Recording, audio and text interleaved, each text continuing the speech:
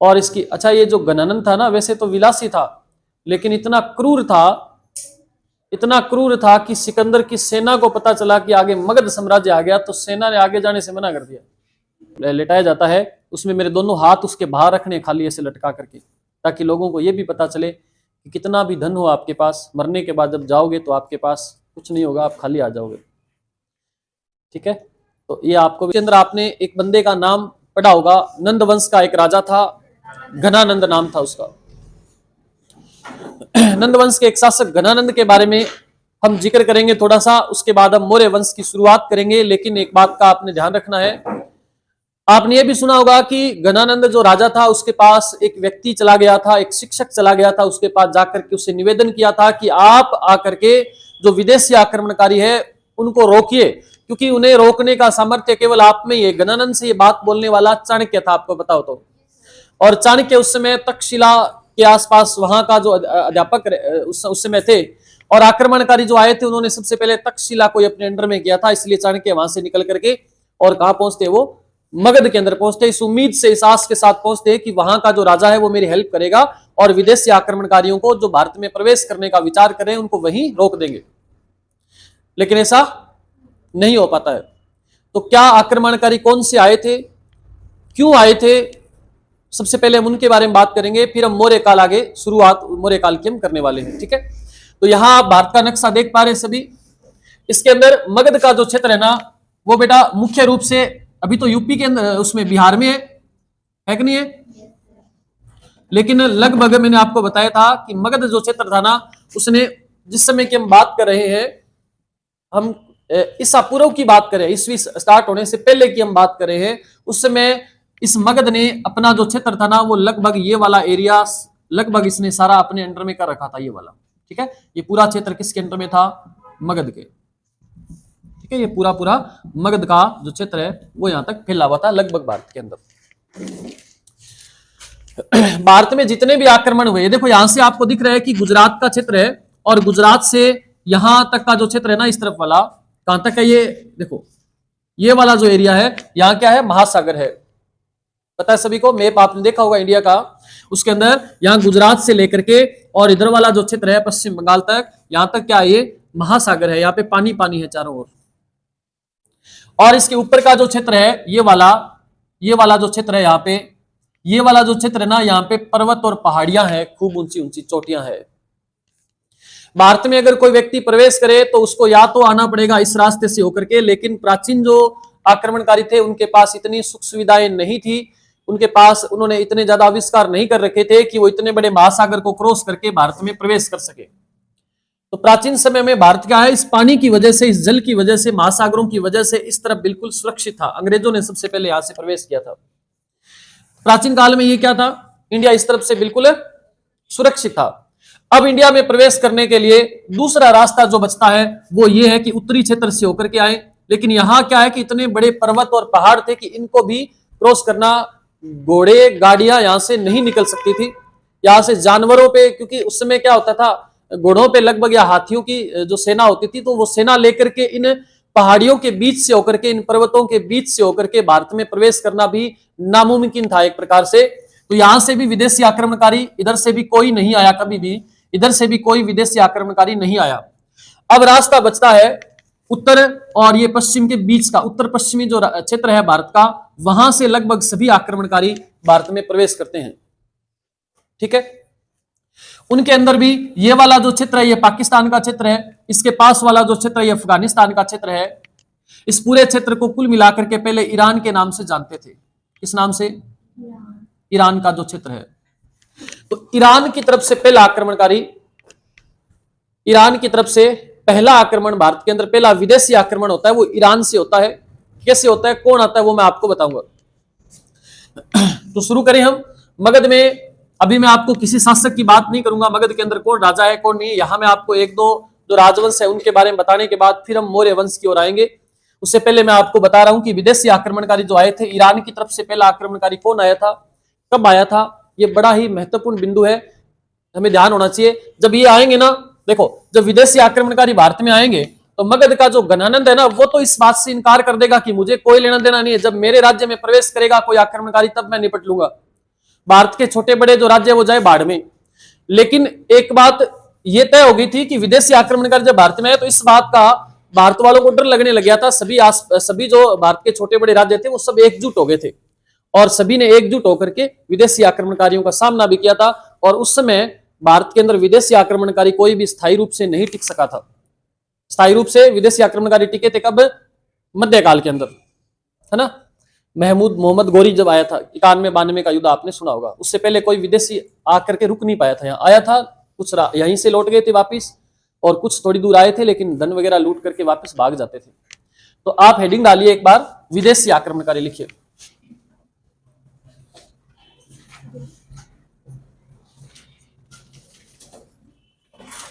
लिखिए भारत में विदेशी आक्रमणकारी।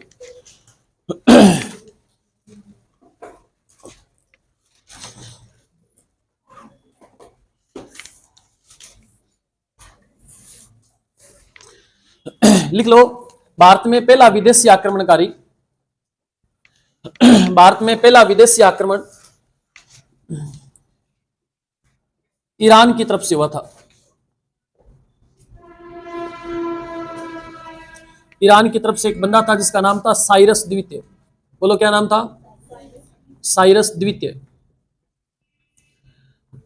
साइरस द्वितीय ने प्रथम आक्रमण किया था।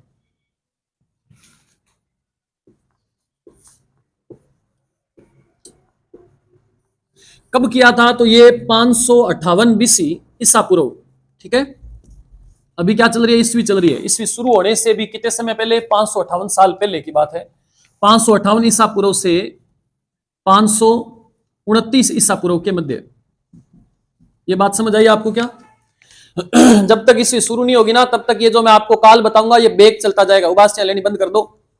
जब तक ईस्वी शुरू नहीं होगी तब तक मैं आपको ये जो काल है ना ये क्या करेगा? बेग चलेगा। जैसे कि थोड़ा सा एग्जांपल के तौर पे बता देता हूं। मान लो कि ईस्वी शुरू हुई तो 1 ईस्वी हुआ ना। मान लो कि आज ईस्वी शुरू हो रही है।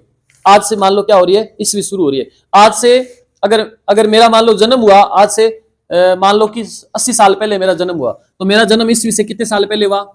80 ईसा पूर्व। फिर जब मैं 4 साल का हुआ तब मैंने स्कूल जाना शुरू किया, तो इसका मतलब 80 साल पहले जन्म हुआ तो स्कूल जाना कब शुरू किया मैंने? 76 साल पहले। तो स्कूल जाना शुरू किया 76 ईसा पूर्व मैंने। बात समझ आई आपको? ऐसे बेग चलता जाएगा। फिर मैंने कोचिंग में पढ़ाना शुरू किया जन्म से 25 साल बाद, तो इसमें से 25 और कम कर दो, कब शुरू किया? ऐसे आपको ध्यान में रखना है। बात समझ आई? ठीक है, ये उल्टा चलता जाएगा, ऐसे आता जाएगा। ईस्वी तक पहुंचने के बाद फिर सीधा शुरू होगा। इस पर हम बाद में और चर्चा कर लेंगे अगर आपको दिक्कत आएगी तो। मैंने आपको बताया कि साइरस जो द्वितीय है उसने सबसे पहले क्या किया था? ईरान की तरफ से साइरस द्वितीय ने प्रथम आक्रमण किया था। कब किया था? 558 ईसा पूर्व से 529 ईसा पूर्व। लेकिन विशेष बात क्या है वो ये ध्यान में रखना है, लेकिन यह आक्रमण असफल रहा था। यह आक्रमण क्या रहा? असफल रहा था। तो ज्यादा इस आक्रमण के बारे में चर्चाएं मिलती नहीं है। इतना ही ध्यान में रखना है कि पहला जो प्रयास किया था आक्रमण करने का वो साइरस द्वितीय था, लेकिन वो सफल नहीं हो पाया था। तो फिर कौन आएगा? एक और बंदा आएगा। ये नोट कर लिया आपने? ये नोट कर लिया आपने क्या? ओके। पहला आक्रमण बताओ किसने किया था? साइरस द्वितीय ने। कब किया था? 558 से 529 ईसा पूर्व के बीच में। फिर आक्रमणकारी आता है जिसका नाम है दारा, या उसको बोलते हैं डेरियस प्रथम। देखो दूसरा आक्रमण नाम है डेरियस प्रथम, या इसको बोलते हैं दारा। इसने आक्रमण किया था। ये द्वितीय आक्रमण है वैसे तो, लेकिन सफल आक्रमणों की बात करें तो ये पहला आक्रमण है। इसने किया था 519 ईसा पूर्व से 515 ईसा पूर्व के मध्य। ये आक्रमण इंपॉर्टेंट है क्योंकि इसने स्थायी रूप से कुछ जगहों पे अपना अधिकार किया था कुछ समय के लिए। यहां से कुछ धन भी उसने लूटा था, क्या कुछ लूट करके लेके गया था, उसके बारे में भी बात करनी है। बंदे का नाम क्या है? डेरियस प्रथम, या इसको बोलते हैं दारा। ये दूसरा आक्रमण था। भारत पे विदेशियों के द्वारा किए जाने वाले आक्रमणों में कौन से क्रम पे था ये? दूसरे क्रम में। कब किया था? 519 बीसी से 515 बीसी के मध्य। सिंधु नदी है ना, सिंधु नदी कहां बहती है बताओ? ये बिल्कुल भारत और पाकिस्तान की बाउंड्री पे एक तरफ तो रहेगी ना, ये उत्तर की तरफ, सॉरी उत्तर और पश्चिम की तरफ तो रहेगी ना ये, उस नदी के आसपास। तो आप लिख लीजिएगा ये बात भी, इसने सिंधु नदी के आसपास के क्षेत्र को जीता था। सिंधु नदी के आसपास का जो क्षेत्र है उसको इसने जीत लिया था। क्या हुआ, क्या जीतने से क्या हुआ? इंपॉर्टेंट ये है कि यहां से इसे सोने का एक बहुत बड़ा भंडार इसको मिला था। सोने का क्या मिला इसे? बहुत बड़ा भंडार इसे मिला था। यहां से इसे 360, क्या बोलते हैं उसको, 360 टैलेंट, 360 टैलेंट स्वर्ण मुद्राएं मिली थी, या स्वर्ण मिला इसको, सोना मिला था इसको। ठीक है, कितना सोना मिला इसे? 360 टैलेंट सोना। क्या होता है टैलेंट? तो आप ध्यान रखना, इसमें ऐसे लिख लेना, एक टैलेंट बराबर होता है 32 किलोग्राम। ठीक है, 32 किलो की ईंट थी सोने की एक, जिसको एक टैलेंट बोला जाता था। और ऐसे कितने टैलेंट मिले इसे? 360 टैलेंट इसे मिले थे। इतना सोना इसे मिला कि इसकी जो अर्थव्यवस्था है ना, डेरियस के राज्य की जो अर्थव्यवस्था है, डेरियस की अर्थव्यवस्था का यह 1/3 भाग था। मतलब उसके राज्य में जितना धन था ना, उस धन का 1/3 भाग केवल यहीं से मिल गया उसको, छोटे से क्षेत्र से। भारत में खूब धन हुआ करता था, धन की कोई कमी नहीं थी। सोने की चिड़िया बोलते हैं ना, बहुत पहले से लूटना शुरू कर दिया था भारत को। ले गया, कोई बात नहीं। ये जानकारी हमें कहां से मिलती है? ये जो बात बोली गई कि यहां से 360 टैलेंट स्वर्ण मुद्राएं मिली या सोना मिला, ये जानकारी कहां से मिलती है? तो ये जानकारी मिलती है, एक इतिहासकार हुआ जिसका नाम था हेरोडोट्स। सुना है नाम क्या आपने? हेरोडोट्स। हेरोडोट्स की पुस्तक है हिस्टोरिका। Very good. जानकारी हेरोडोट्स की पुस्तक क्या नाम है? हिस्टोरिका से मिलती है। इस हेरोडोट्स को इतिहास का पिता भी कहा जाता है। ठीक है, ये क्या? हेरोडोट्स इतिहास का पिता है, लिख लेना। ऐसे प्रश्न ज्यादातर आते हैं जो बेसिक एग्जाम होते हैं ना, सेंट्रल गवर्नमेंट के जो एग्जाम होते हैं, बेसिक एग्जाम का मतलब आप मान लो एसएससी जीडी का एग्जाम है, सीधे सीधे प्रश्न उठा लेता है। हिस्टोरिका पुस्तक किसने लिखी? हेरोडोट्स ने लिखी। और ऐसा पूछा जाता है कि इतिहास का पिता किसे कहा जाता है? तो किसको कहा जाता है? हेरोडोट्स को कहा जाता है। वेरी वेरी मोस्ट है। आपसे ये भी पूछा जा सकता है कि पहला विदेशी आक्रमणकारी कौन था? तो ये बेसिक एग्जाम के अंदर पूछे जाने वाली जानकारी है। सीधा नाम किसमें पूछेगा?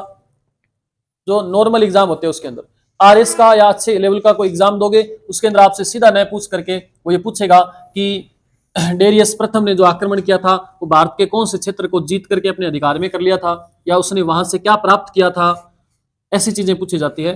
तो इसलिए यहाँ की जानकारी, उसने आक्रमण किया था, आक्रमण करके उसने इतना धन लूटा, ये जानकारी कहां से मिलती है? तो जानकारी हेरोडोट्स के द्वारा लिखी गई पुस्तक हिस्टोरिका के अंदर साफ साफ शब्दों में अच्छी राइटिंग में लिखा हुआ है। समझ आई बात आपको? ओके। क्या प्रभाव, आक्रमण से प्रभाव क्या पड़ा भारत पे? तो भारत के अंदर एक लिपि है, खरोष्ठी लिपि। ईरान की एक लिपि है अराइमाइक, क्या लिपि है?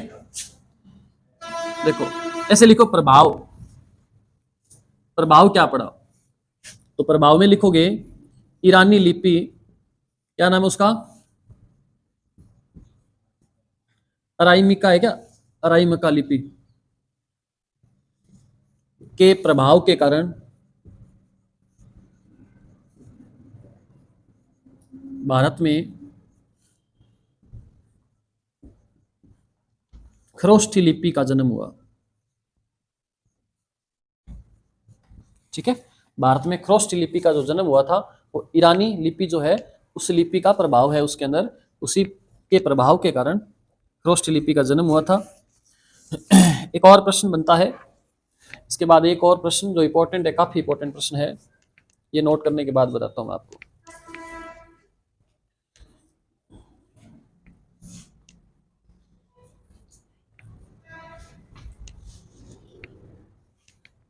ये लिखो जल्दी से, फिर एक चीज बताता हूं आपको मैं।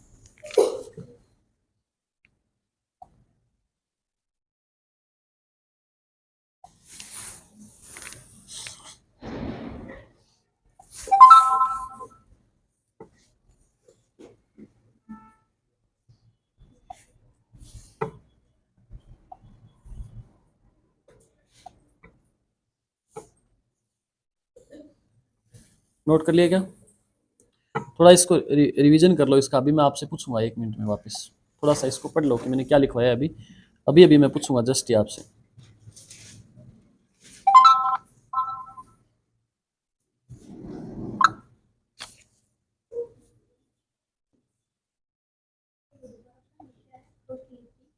जो अरामीका लिपि है ना, उस लिपि के प्रभाव से भारत में खरोष्टी लिपि का जन्म हुआ था।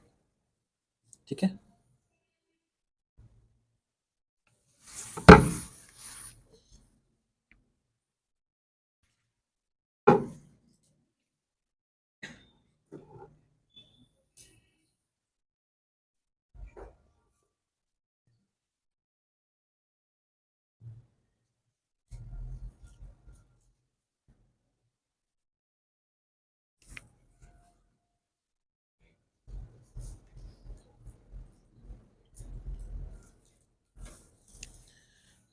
नोट कर लिया आपने। मैंने आपको बताया कि जो डेरियस प्रथम था या दारा था, उसने आक्रमण किया था, ईरान की तरफ से आक्रमण करने के लिए आया था।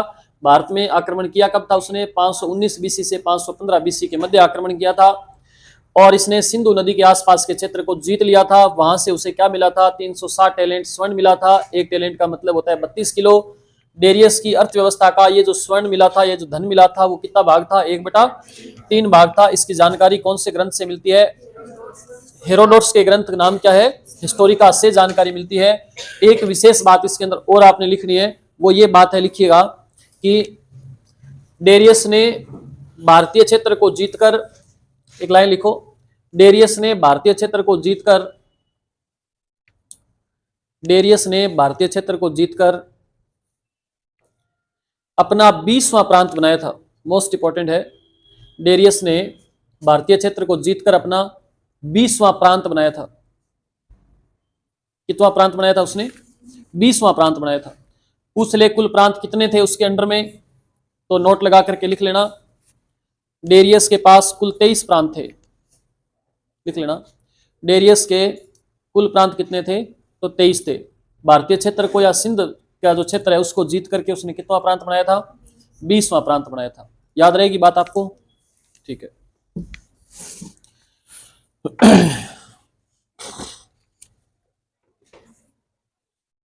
अब बढ़ते हैं आगे।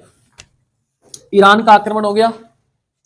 विदेशी आक्रमणकारियों में ईरान की तरफ से पहला आक्रमणकारी जो असफल रहा था, कौन था? साइरस द्वितीय। उसके बाद दूसरा आक्रमणकारी कौन आया था?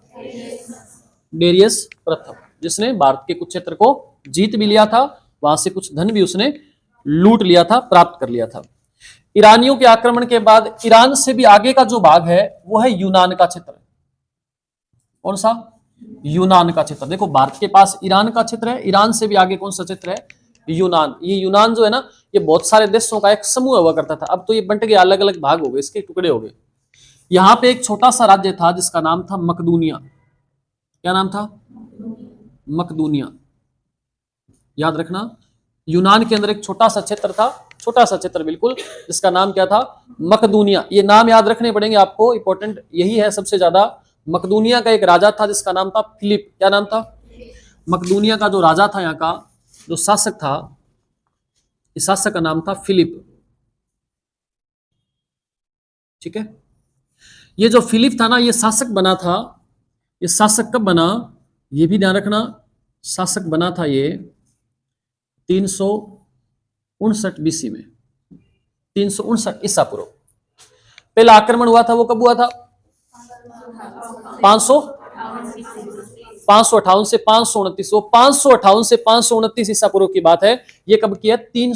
359 BC की बात है जब ये राजा बना है, अभी तक इसने आक्रमण नहीं किया है। ठीक है, बाद में क्या होता है, फिलिप जो है ना, इसके एक पुत्र जन्म होता है और उस पुत्र का नाम है सिकंदर।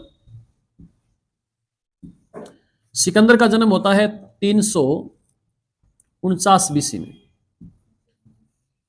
राजा बनने के कितने साल बाद? 10 साल बाद सिकंदर का जन्म हुआ। सिकंदर का जन्म लिख देता हूं मैं यहाँ पे 349 BC के अंदर। ये बात मैं कब की कर रहा हूं? भारत से हम बहुत दूर चले गए हैं। भारत के बाद आगे जब हम गए तो ईरान आया, ईरान के बाद में यूनान आया, यूनान का एक छोटा सा क्षेत्र है मकदूनिया, वहां की मैं बात कर रहा हूं। वहां एक राजा बना है जिसका नाम है क्या? फिलिप नाम का एक शासक बना है। बात मैं बता रहा हूं आपको कब की? 359 BC की बात बता रहा हूं, जब वो राजा बना है।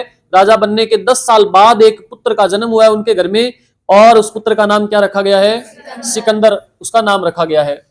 कहते हैं कि 329 BC में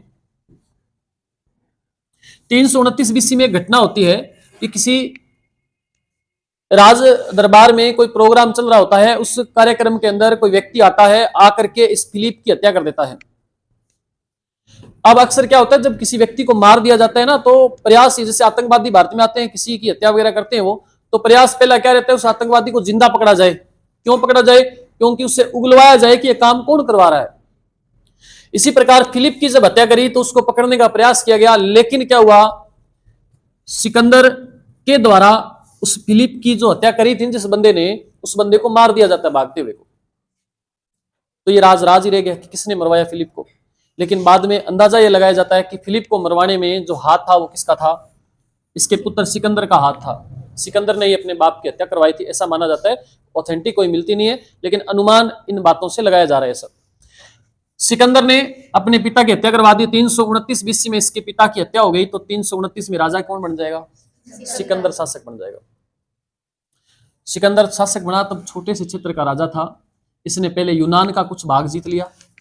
यूनान को जीतने के बाद उसने ईरान का क्षेत्र अपने अंडर में कर लिया। ईरान का क्षेत्र अंडर में करने के बाद भी इसका मन नहीं भरा, तो ये भारत की ओर बढ़ने लगा आगे। और भारत में सबसे पहले इसने तक्षशिला पे आक्रमण किया। भारत के कौन से क्षेत्र पे? तक्षशिला, वर्तमान में कहां है? पाकिस्तान के अंदर है। वहां के क्षेत्र पे इसने आक्रमण किया। तक्षशिला का जो राजा था, आक्रमण करने से पहले ही उसने आत्मसमर्पण कर दिया। वो बोला, महाराज हम आपके साथ हैं, बताओ और किसको। तो वो बंदा इसके साथ हो गया। सिकंदर, मैं आपको बता रहा हूं, सिकंदर कहां का राजा है? अभी मकदूनिया का। सिकंदर शासक कब बना? 329 BC में राजा बना है। राजा बनने के तुरंत बाद इसने अपना जो क्षेत्रों को जीतने का कार्यक्रम इसने शुरू कर दिया है। मकदूनिया के आसपास का यूनान का क्षेत्र अपने जीत करके कवर में किया। फिर ईरान को इसने जीता। ईरान को जीतते हुए वो किस तरफ बढ़ रहा है?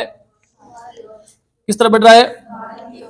भारत की ओर बढ़ रहा है। भारत की ओर बढ़ते समय उसने सबसे पहले जिस क्षेत्र पे अटैक किया है वो कौन सा है?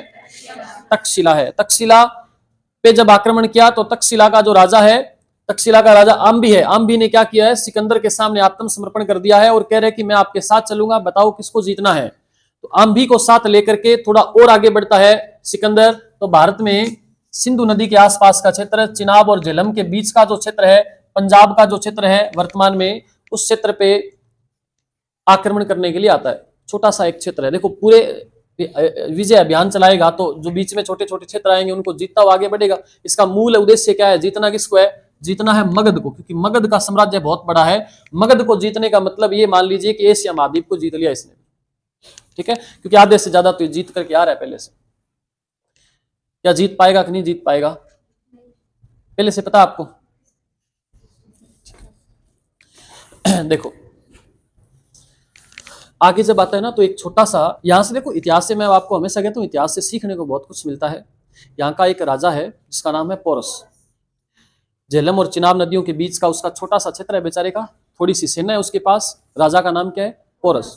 पोरस जो राजा है वो आकर के इसके सामने खड़ा हो जाता है। इसकी विशाल सेना है इसके पास सिकंदर के पास बहुत बड़ी सेना है।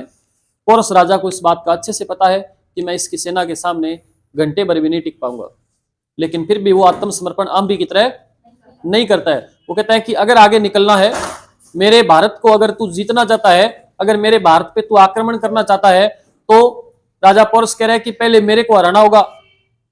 उसके बाद तू आगे जा सकता है, जब तक मैं जिंदा हूं तब तक मैं तुझे भारत में प्रवेश करने नहीं दूंगा।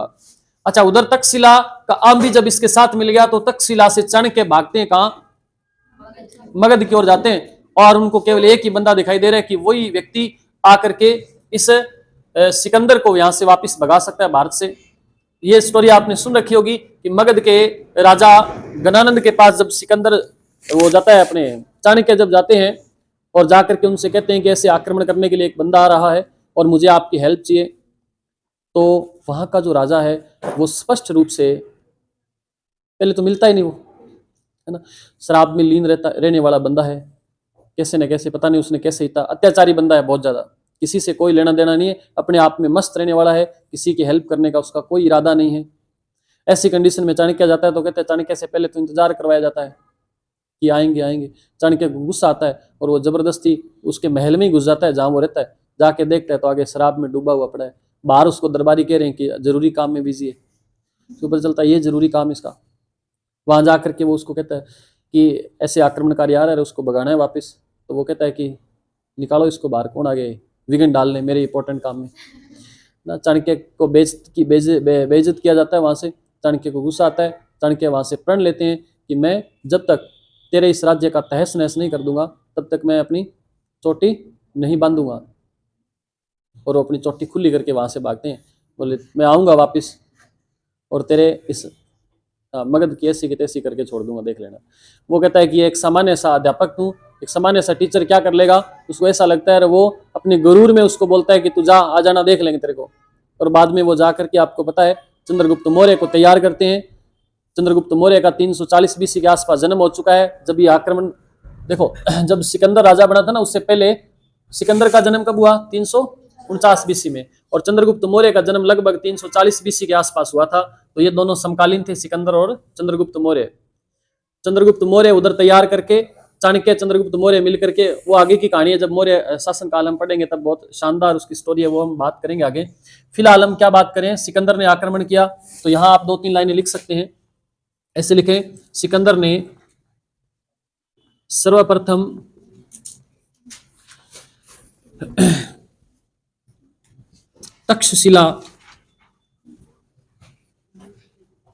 तक्षशिला पर आक्रमण किया,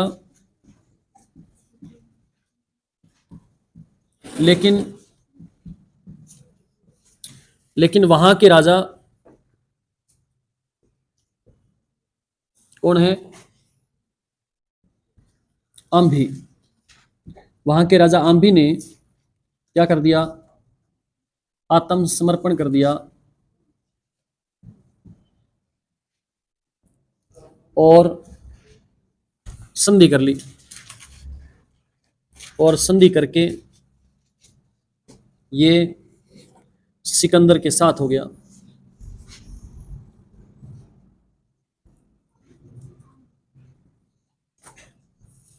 आत्मसमर्पण कर दिया और संधि करके सिकंदर के साथ हो गया। फिर आगे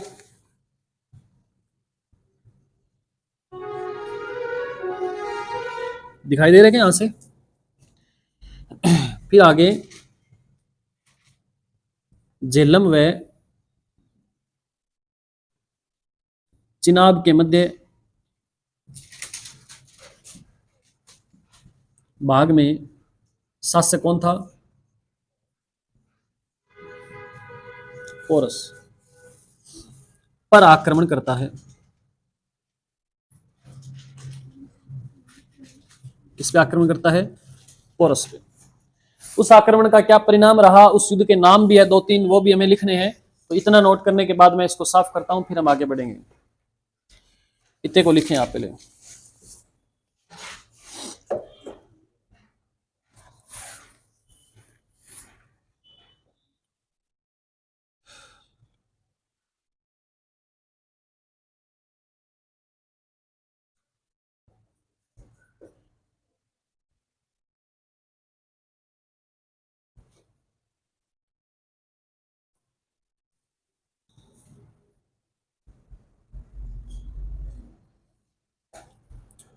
नोट किया आपने इतना, कोई दिक्कत आए पूछ लेना इसमें से।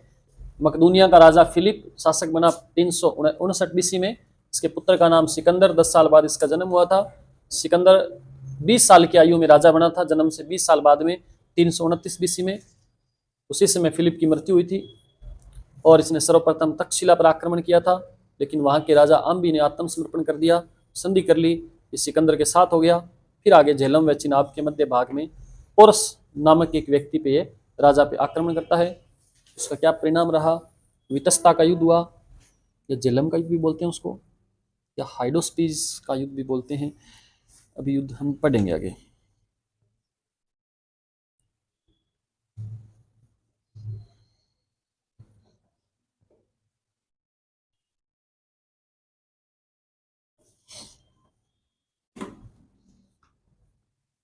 जिन बच्चों को इंडिया मैप के बारे में पता नहीं है वो बताता हूँ, चलो थोड़ा सा एक बार नोट करो। फिर मैप आपके सामने बनाने का मूल उद्देश्य यही है कि आपके दिमाग में ये चीज रहे कि कहाँ आक्रमण कर रहा है, किधर से आ रहा है, सबसे पहले कौन सा राज्य बीच में आएगा। ठीक है, रट्टे नहीं मारने, आपने समझना है प्रत्येक बात को। विदेशी आक्रमणकारी जितने भी आए थे उसी क्षेत्र से आए थे। वो क्षेत्र कौन सा है? उत्तरी पश्चिमी भाग, भारत के उत्तर पश्चिमी भाग से भारत में प्रवेश किया था प्रत्येक आक्रमणकारी ने।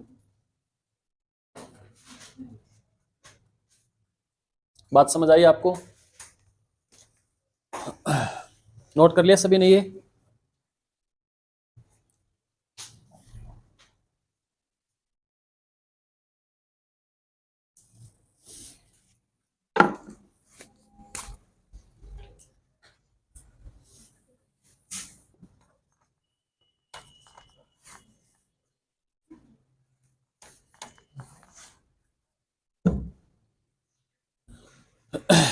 नोट कर लिया होगा सभी ने?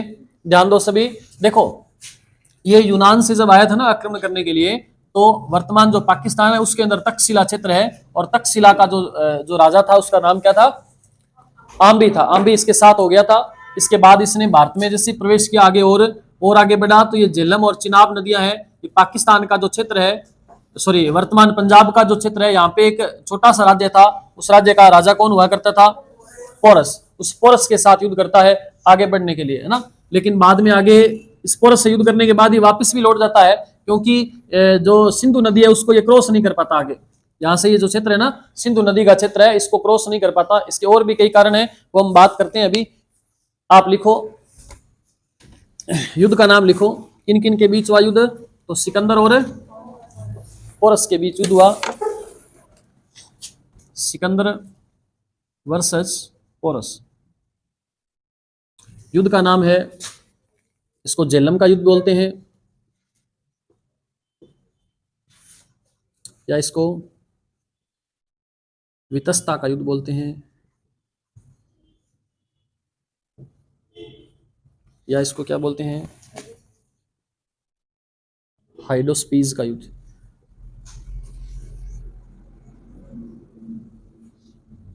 याद रखना, नाम याद रखना इनके, ठीक है। वितस्ता का युद्ध, हाइडोस्पीज का युद्ध, या झेलम का युद्ध किन किन के बीच हुआ? तो सिकंदर और पोरस के बीच हुआ था, ठीक है। कब हुआ ये भी पूछे तो, कब हुआ था? तो 326 बीसी में हुआ था।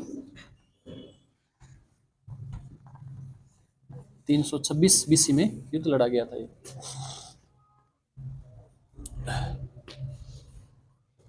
यहां एक बात इंपॉर्टेंट ये है कि पोरस को हरा दिया था सिकंदर ने। कौन हार गया था इसमें? पोरस हार गया था। लेकिन क्या हुआ, इतना छोटा सा क्षेत्र होते हुए, थोड़ी सी सेना होते हुए, और ये युद्ध लड़ रहा है, इस बात से प्रभावित हो गया था सिकंदर। और सिकंदर ने प्रभावित होने के बाद उसने जीता हुआ क्षेत्र भी वापस दे दिया था। किसको? पोरस को दे दिया था। इससे पोरस ने भी थोड़ी बहुत सहायता उसकी करनी शुरू कर दी थी। ये बिल्कुल गलत बात थी, ऐसा नहीं करना चाहिए था। हार गया था। कौन हार गया था? पोरस। लेकिन हारा हुआ क्षेत्र सिकंदर ने इसे वापस दे दिया था।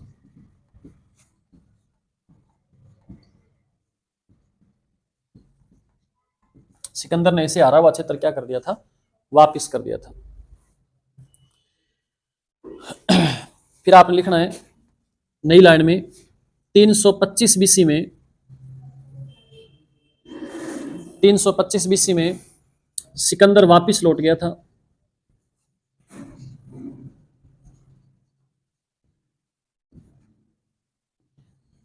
ठीक है। यहां एक प्रश्न ये आया हुआ पेपर में कि सिकंदर भारत में कितने समय तक रहा था। तो सिकंदर भारत में 19 माह तक रहा था। कितने समय तक रुका था? 19 महीने तक रुका था सिकंदर। ठीक है। 326 बीसी में युद्ध हुआ, 325 बीसी में वापस लौट गया। बाद में इसकी मृत्यु भी हो जाती है, अपने घर पहुंचने से पहले रास्ते में मृत्यु हो जाती है इसकी। सिकंदर की मृत्यु हो जाती है, बेबीलोनिया जगह आती है रास्ते में, वहां इसकी मृत्यु हो जाती है। बात मैं ऊपर लिख रहा हूं, यहां लिख रहा हूं 323 बीसी में वापिस लौटते समय सिकंदर की बेबीलोनिया जगह में, बेबीलोनिया नामक स्थान पर मृत्यु हो जाती है। मृत्यु के कारण भी भिन्न भिन्न बताए जाते हैं। कुछ तो कहते हैं कि मलेरिया रोग की वजह से इसकी मृत्यु हुई थी, कुछ कहते हैं कि यहां की जो जलवायु थी वो इसको सूट नहीं करी थी, इस वजह से इसकी मृत्यु हो गई थी। और भी अलग अलग कारण है, लेकिन ये मर गया था 323 बीसी में। और एक कहावत भी बन गई तब से कि सिकंदर भी खाली हाथ गया था। ये कहावत सुनी आपने कि सिकंदर भी क्या था? खाली हाथ गया था। क्यों कहा जाता है? क्योंकि सिकंदर के पास जितना एरिया वो जीत सकता था, उसको खुद को नहीं पता था कि उसने क्या क्या जीत लिया है। उसको खुद को अपने राज्य की बाउंड्री नहीं पता थी, इतना क्षेत्र उसने जीत लिया था। आधी दुनिया उसने अपने कवर में कर ली थी। जब उसकी मृत्यु हुई ना, तो उसने 3 बातें बोली थी। अच्छा, इसका गुरु था अरस्तु, वो भी लिख लो, भूल जाऊं मैं। सिकंदर के गुरु का नाम था अरस्तु। ये बहुत बड़े दार्शनिक थे, अरस्तु, प्लेटो। हाँ, अरस्तु के गुरु थे प्लेटो। अरस्तु जो थे वो सिकंदर के गुरु थे। जब इसकी मृत्यु हुई ना, तो जब मृत्यु होने के बाद जब इसको, अच्छा, मृत्यु से पहले इसने ये बोला था कि 3 बातों का ध्यान रखना। कौन सी 3 बातें? पहली बात इसने कहा कि जब मैं मरूं, तो मरने के बाद जब मेरी अर्थी लेकर के जाएं, तो मेरी अर्थी को उठाने वाले जो लोग हैं ना, वो होने चाहिए। कौन होने चाहिए? हाँ, मतलब अच्छे डॉक्टर हो या ऐसे जो प्रसिद्ध व्यक्ति होने चाहिए, ताकि लोगों को ये पता चले कि इसके पास इतने बड़े बड़े डॉक्टर थे, फिर भी वो मरे हुए को ले जा रहे हैं, बचा नहीं सके इसको। उसका कहने का मतलब है कि डॉक्टर भी जब मौत आती है तो बचा नहीं सकता, उसके पास डॉक्टरों की कमी थोड़ी थी। दूसरा ये कि जब मैं जाऊं तो रास्ते में मेरे जितना धन, जितनी मेरे पास दौलत है, वो रास्ते में आप बिछा देना, उसके ऊपर से मेरी अर्थी लेकर के जानी है, ताकि दुनिया को यह पता चले कि कितना भी धन हो किसी के पास, मौत सबको आती है। धन से किसी की मृत्यु को खरीदा, जीवन को खरीदा नहीं जा सकता। तीसरा उसने बोला कि जब मैं जाऊं तो ताबूत जो होता है, अर्थी जिसके अंदर उस व्यक्ति को लेटाया जाता है, उसमें मेरे दोनों हाथ उसके बाहर रखने, खाली ऐसे लटका करके, ताकि लोगों को यह भी पता चले कि कितना भी धन हो आपके पास, मरने के बाद जब जाओगे तो आपके पास कुछ नहीं होगा, आप खाली आ जाओगे। ठीक है, तो ये आपको भी ध्यान में रखना है। ज्यादा धन इकट्ठे नहीं करने, जितने पैसे पड़े जमा करा दो कोचिंग में। ठीक है, मेरी तो, मैं कौन सी कोचिंग में कराऊं? आपको कैसे? आपको तो मैं शिक्षा दे रहा हूँ, आपको पैसे दे दूंगा। मैं किसी को बीड़ी नहीं पीनी, उसको मैं मंडल दे दूंगा, ले पी ले। गलत बात हुई कि नहीं? बताओ। इसके बाद आप 1-2 बातें और लिख लो, 1-2 बातें और लिखने आपने। लिखिए,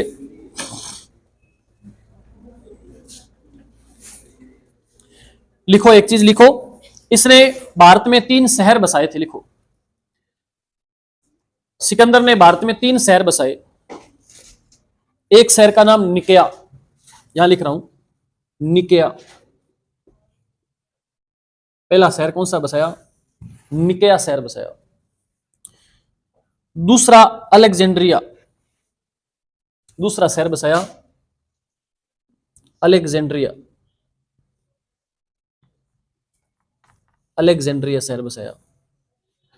पहला निकेया शहर बसाया, दूसरा अलेक्जेंड्रिया, और तीसरा इसका एक घोड़ा था बाहुकेफला। क्या नाम था? बहुकेफला। उसके नाम पे इसने शहर बसाया बहुकेफला, बहुकेफला शहर बसाया। 3 शहर इसने बसाए थे, ये भी ध्यान में रखने आप। जब ये गया था तो इसने अपने क्षेत्र को 2 भागों में 2-3 भागों में इसने बांट दिया था। इसका एक सेनापति था, उसकी एक पुत्री थी, इसका नाम था कार्लेनिया या हेलना भी बोलते हैं। उसके साथ चंद्रगुप्त मौर्य का विवाह हो जाएगा। बाद में कैसे होगा वो आगे हम बात करेंगे, इसके बाद की स्टोरी हम आगे पढ़ेंगे। ठीक है, ठीक है। एक चीज और लिख लो, एक चीज और लिख लो। सिकंदर भारतीय दार्शनिक, लिखो एक लाइन, पूरी लाइन लिखो। सिकंदर भारतीय दार्शनिक मंडनिस नामक, सॉरी, भारतीय दार्शनिक मंडनिस से प्रभावित हुआ था। मंडनिस नामक एक दार्शनिक थे, उनसे यह प्रभावित हुआ था और प्रभावित हुआ। और लिखा है उधर मंडनिस, मैंने लिखा है नीचे नीचे उस कोने में। मंडनिस से प्रभावित हुआ और कालानास नामक दार्शनिक को अपने साथ ले गया था।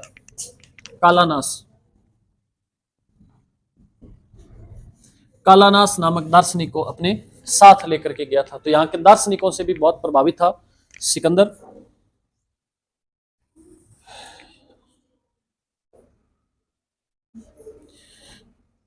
एक और लास्ट बात लिखनी है आपने, ऐसे लिखो, 3 दार्शनिक सिकंदर के साथ भारत भी आए थे। 3 दार्शनिक सिकंदर के साथ भारत आए थे। पहला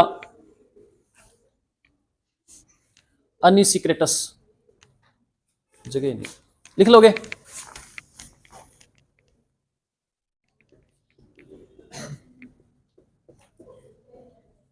पहला कौन सा? अनिसिक्रेटस। दूसरा नियार्कस,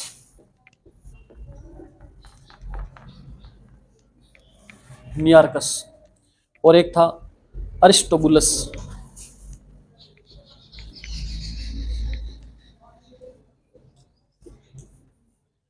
अरिस्टोबुलस, ये 3 दार्शनिक इसके साथ भी।